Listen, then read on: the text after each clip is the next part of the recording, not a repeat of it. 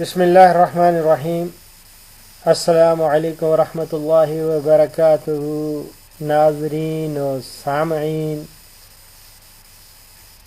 میں اس نشست میں تھوڑا سا زراعت سے ہٹ کر کھجور کے بارے میں کچھ معلومات آپ کے گوش گزار کرنا چاہتا ہوں۔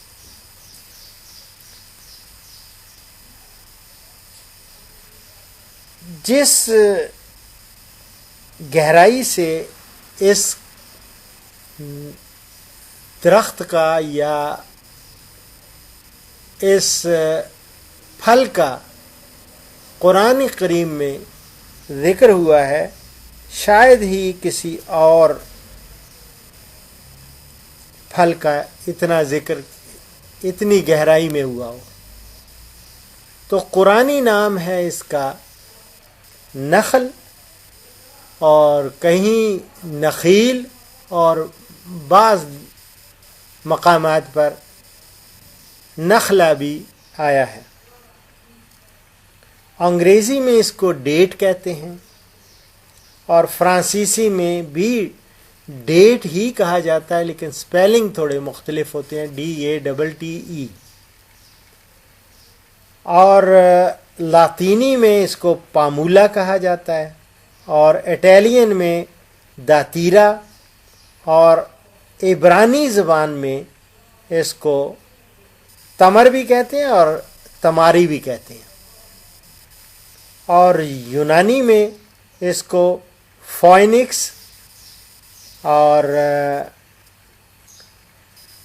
جو اسپینش ہے، اسپینش یا ہسپانوی اس کو کہیں گے، اس میں اس کا نام ہے ڈیٹل، اور فرینچ میں اس کو فینک کہتے ہیں، اور فارسی اور عربی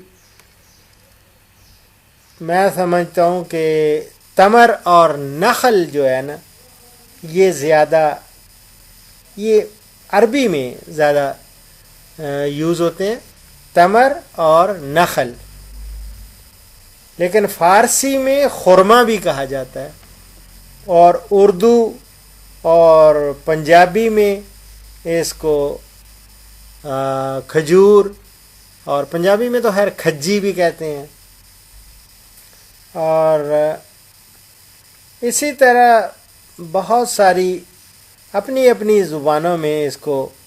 اب بنگالی والے جو ہیں نا، جب میں بنگلہ دیش گیا تو ڈھاکہ میں وہاں پہ میں نے کھجور کی بات کی تو وہ کھیجور، تو وہ کھیجور کہتے ہیں، اور کشمیری جو ہیں اس کو وہ کھرر کہتے ہیں، اور تو یہ بہت سارے مختلف قسم کے اس کے نام، لیکن اس کا بوٹینیکل نام جو ہے نا وہ ہے فوئنکس ڈیکٹیلیفیرا۔ فوئنکس ڈیکٹیلیفیرا۔ تو یہ کھجور جو ہے، اس کا میں نے آپ کو جیسے نباتاتی نام اور دوسرے نام بتائے، لیکن اس کو اگر دیکھا جائے تو سائنسدانوں کا خیال ہے کہ کھجور کی کاشت جو ہے وہ 8000 سال پہلے نا جنوبی عراق میں شروع کی گئی تھی۔ مجھے ایک موقع ملا ایک دفعہ قرنا جانے کا، ایک قریہ ہے، ایک گاؤں ہے جہاں دجلہ اور فرات وہ ملتے ہیں۔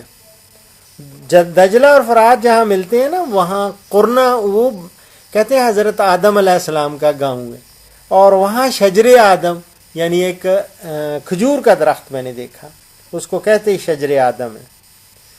تو یہ سائنٹسٹ کا خیال ہے کہ 8000 سال قبل جو ہے یہ جنوبی عراق میں یہ اس کی کلٹیویشن شروع ہوئی، کاشت شروع ہوئی، اور اس وقت دنیا میں کہیں بھی پھلدار پودوں کی کھیتی کا تصور تک نہ تھا۔ اسی لیے سمجھا جاتا ہے کہ تہذیب کے بنانے اور سنوارنے میں جتنا دخل کھجور کا ہے کسی اور پودے کا نہیں ہے. اور فوئنکس جو کھجور کا نباتاتی نام ہے نا، وہ ایک ایسی خیالی اور افسانوی چڑیا کا نام ہے جس کو مصر میں میتھیکل برڈ کہتے ہیں. اور اس کی بابت یہ روایت مشہور ہے کہ کئی ہزار سال قبل یہ چڑیا عرب کے ریگستانوں میں پائی جاتی تھی، اور یہ 500 سال تک زندہ رہ کر اپنے آپ کو جلا کر خاک کر دیتی اور پھر اپنی ہی راکھ سے نئی زندگی پا کر نمودار ہو جاتی تھی. تو یہ عجیب سا خیال لوگوں کا. اور یونان کے مفکروں کا خیال تھا کہ کھجور کا کچھ نہ کچھ تعلق اس چڑیا سے ضرور ہوگا.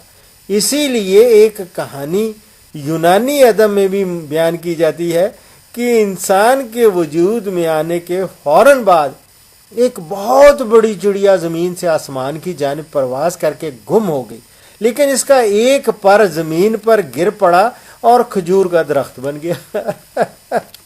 اللہ اکبر! کیا کیا لوگوں کے عقیدے، کیا کیا لوگوں کے خیالات. بہرحال کھجور ایک ڈائیوشیس پلانٹ ہے. ڈائیوشیس پلانٹ ایسا پودا ہوتا ہے جس میں نر اور مادہ وہ الگ الگ درخت ہوتے ہیں، اور ان دونوں کے پھولوں کے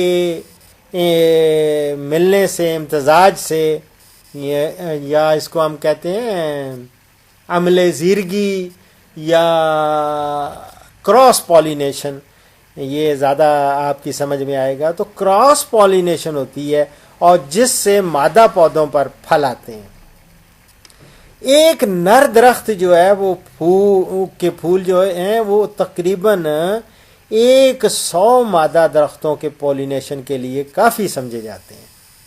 اور اسلام سے پہلے تو عرب قبائل کی آپس کی دشمنی اور رقابت میں ایک دوسرے کو جب وہ نقصان پہنچاتے تھے یا کوئی ضرر پہنچانے کا ان کا کیا سب سے بڑا طریقہ ہوتا تھا کہ وہ دشمن کے کھجور کے باغات تہس نہس کر دیتے تھے اور خصوصاً نر پودوں کو کاٹ دیتے تھے. اور اسلام نے اس عمل کی سختی سے ممانعت کی ہے اور درختوں کو بلا شدید ضرورت کاٹنے کو قرآن میں کن الفاظ سے پکارا گیا، تعبیر کیا گیا؟ فساد فی الارض، یعنی کہ زمین میں فساد کرنے کے مترادف ہے. ان کو درختوں کو کاٹنا، پودوں کو، ان کو درختوں کو بلا وجہ، بلا شدید ضرورت کے. اور جنگی مارکوں سے قبل جہاں ایک جانب معصوموں کی جان لینے سے باز رہنے کا حکم ہے، تو دوسری طرف یہ بھی تاکید ہے کہ کوئی سرسبز اور شاداب درخت نہ کاٹا جائے. اللہ اکبر! اسلام کا یہ طریقہ، میں سمجھتا ہوں یہ طریقہ جس میں پودوں کے کنزرویشن اور حفاظت پر اتنا زور دیا گیا ہے، اس سے بڑھ کر کوئی انقلابی رجحان اور کیا ہو سکتا ہے؟ کون سا سائنسی طرز فکر ہے جو یہ نہ کہے بابا یہ اسلام ایک نہایت انقلابی رجحان اور قابل ستائش سائنسی طرز فکر کا نام ہے، اور اسی شعور اور عمل کی ضرورت آج بھی ساری دنیا میں محسوس کی جا رہی ہے. ایک مرتبہ وہ جو ہے نا بنی نذیر، ان کی بستی کا محاصرہ کرتے ہوئے جب مسلمانوں کو جنگی مصلحتوں کی بنا پر نخلستان کے کچھ کھجور کاٹنے پڑے تو ان کو شدید صدمہ اور دکھ ہوا، اور اس موقع پر قرآن پاک میں ارشاد ہوا کہ ضرورت حالات کے پیش نظر انہیں ایسا کرنے پر مجبور ہونا پڑا، لہذا یہ عمل جائز تھا، اس پر اللہ تعالیٰ کی مرضی شامل تھی. تو یہ میں آپ کو ایک سورہ الحشر کا ایک سورہ آیت ہے، 5ویں آیت ہے، اس کا ترجمہ بتاتا ہوں کہ تم لوگوں نے کھجور کے جو درخت کاٹے تھے یا جن کو چھوڑ دیا تھا یہ سب اللہ کی مرضی سے تھے، اور کھجور کے بے مثل طبی فوائد ہیں. کی اتنی میڈیسنل ویلیو ہے کوئی آپ سوچ نہیں سکتے. بلغم اور سردی کے اثر سے پیدا ہونے والی بیماریوں میں کھجور کھانا نہایت مفید ہے اور یہ دماغ کا ضعف مٹاتی ہے اور یاداشت کی کمزوری کا بہترین علاج ہے. اور دل کے مریض یہ خاص طور پہ سن لیں، قلب کو تقویت دیتی ہے اور بدن میں خون کی کمی کو دور کرتی ہے اور گردوں کو قوت دیتی ہے. سانس کی تکالیف میں بالعموم اور دمہ میں بالخصوص یہ بہت فائدہ مند ہے. اور کھانسی، بخار اور پیچش میں اس کے استعمال سے افاقہ ہوتا ہے. یہ دافع قبض کے ساتھ نا پیشاب آور بھی ہے اور قوت بح کو بڑھانے میں بھی مددگار ہے. اور یہ میں سمجھتا ہوں کہ کھجور کا استعمال ایک مکمل غذا ہے، اچھی صحت کے لیے ایک لاجواب ٹانک ہے. اور طب نبوی میں کھجور کی بڑی افادیت بیان کی گئی ہے. اور اس پروگرام کا آخری سیگمنٹ حدیث مبارک، جو حدیث مبارک میں کوٹ کر رہا ہوں وہ ہے بخاری اور مسلم سے. حضرت ابو بکر صدیق رضی اللہ تعالیٰ عنہ نے فرمایا، میں نے مشرکوں کے قدموں کی طرف دیکھا جب ہم غار ثور میں تھے اور وہ ہمارے سروں پر تھے، تو میں نے کہا اے اللہ کے رسول، اگر ان میں سے کوئی اپنے قدموں کی طرف دیکھ لے تو یقیناً وہ ہمیں دیکھ لے گا. آپ نے فرمایا اے ابو بکر، ان دو کی بابت تمہارا کیا گمان ہے کہ جن کا تیسرا اللہ ہو؟